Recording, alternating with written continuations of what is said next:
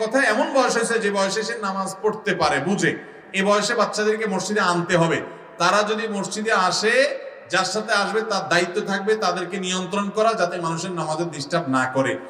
এরপরেও যদি বাপে সিজদা যাওয়ার পরে ওই চান্সে ও দৌড় দেয়, কারোর পিঠে চিমটি মারে বা আরেক বাচ্চার সাথে দুষ্টমি করে, তাহলে এতটুকু ডিস্টার্ব মসজিদের সকল মুসল্লিকে সহ্য করতে হবে। কারণ আজকের শিশু আগামী দিনের মুসল্লি, আজকের শিশু আগামী দিনের।